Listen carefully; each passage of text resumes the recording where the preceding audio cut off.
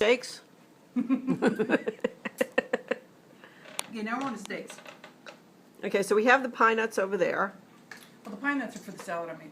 Okay, sorry. Did you ever make your own basil pesto? Too much trouble, other people do it better. Too much trouble. Basil. I'm good at meat, I'm good Okay. at baking. She also doesn't grow basil. You're So good if at the she were to basil. grow basil, that would make more sense. Yeah. Yeah. Okay, Um, that's fair. So, and I'm good at salads sometimes, not always. That's good though. Well, so let's talk about meat.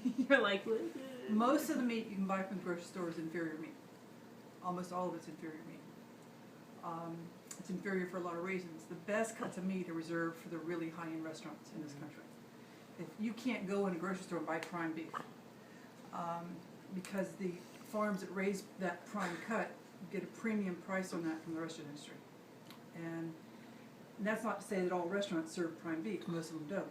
You've got to be at a good steakhouse to get prime beef. So now we're down to choice. So now they're calling it choice prime, premium choice. It's still inadequate, okay? Or adequate, depends on how you look at it. The more marbling in the meat, the more flavor. It's that simple. Prime is more marbled than choice, but you can fix choice. Now, what did you do with that one last night? and so. What? What can you do to fix choice? Now, I gave you 2 quarts of soy sauce. Did that fix it? No, that's a different cut of meat. We're talking about steaks versus beef. All right? So let's talk about, Why is there cream in your hand and you're talking steak? well, cream makes butter, Okay. and butter makes a better steak. So cream makes a better steak. So- Ipso facto. No, actually it doesn't. Your cream sauce makes a better steak. If you want to make a cream sauce, that's a good steak. It depends if you're any good at making the cream sauce, and you don't curdle it, and you don't burn it, and you don't over-flavor it so it overpowers the meat flavor. That's why cooking's fun. It's always of the moment. Every single cut of meat you buy is going to have a different flavor than the one you bought, even the same cut of meat, because it came from a different pasture, a different cow, a different slaughterhouse. Everything's different about it. One of the finest places I ever get meat from is the 4-Story Hills Farm in Pennsylvania. It's phenomenal. Now, she's the omnivore's dilemma. We didn't talk about her farm, we talked about another farm in Virginia, about this guy who's treating his animals as though they're a part of his life, and he raises them, and he slaughters them on site.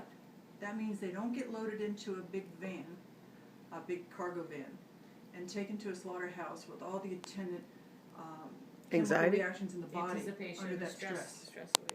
Now, I don't know if you've ever seen it, but it's horrible. I used to do it. We used to raise hogs when I was a kid. We raised 250,000 hogs a year. Now, this is when you were in Malvin Brothers Hog Farms. So, $250,000. but in 1970s, we were raising them outside, outdoor pens. That means the pigs were rooting around the ground, they were having fun in the mud.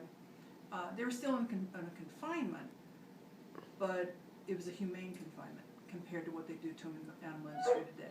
What they do today, it would be far worse than Auschwitz, frankly, because these animals never learn anything different, and it's murder on a grand scale, in the most horrific of conditions.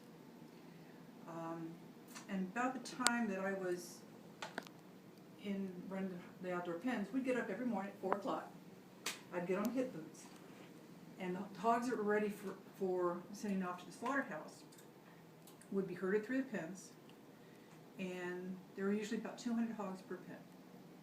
So we round them up, and the word suey, suey, here pig, suey, suey, and you would hear that all through the woods. And you wanted to do it in wooded environments. We slaughtered a lot of forests with our hog pens because you needed shade for them, or you had to build shade barns for the summertime.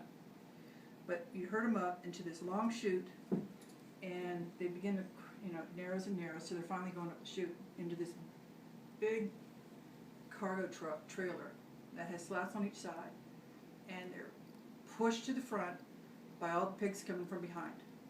It is, unless you have a very strong stomach, it's not pleasant. The hogs get damaged in transit, just going up the chute and being pushed to the back. They have all sorts of physical damage.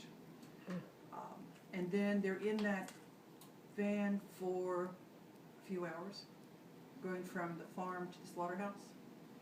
And they're compressed like this. They get to the slaughterhouse, and they're run up another chute, and terminated according to whatever the slaughterhouse is set up for. Compared to the farmers that are doing it on site, the animal basically walks from one pasture into another, and it's an instantaneous death, without all the horror of the mass transit and mass production of moving animals along. It is the most humane way to kill an animal. It's also one of the most expensive, because you've got to have the rules from the FDA preclude almost everybody from having a slaughterhouse on their farm, because you've got to meet the rules of the big slaughterhouses, even though it makes no sense. So the people who have really persevered and gotten this done are occasioning a change in the whole mindset of the small farm farmer, that we can do this and we can treat our animals in a better fashion than the massive industry does. Smithfield, they won't let the public in those barns. You want to know why? It's horrifying. I mean, it is a horrifying life. There is nothing good about that life. A sow barn is one of the saddest things in creation. Now, when you used to get piglets, the sow would lie down on her side, and she'd have the baby pig, and she'd stand up and root around. They'd all be running around her and everything. In a sow barn, the sow can stand up, and she can lie down. She cannot do anything else. And there's The slats, bars, right? they're metal bars that keep her in one position. That's it. That's all she can do, because they don't want the piglets damaged. They don't want to risk the piglets getting crushed. So when I'm telling you that the animal industry is a horrifying indictment of what humans can do to an animal, that's why they don't let you in the barns. The public can't get in the chicken barns or the hog barns or any of this stuff, because it's sad. It's way past sad. It's a transgression. But anyway.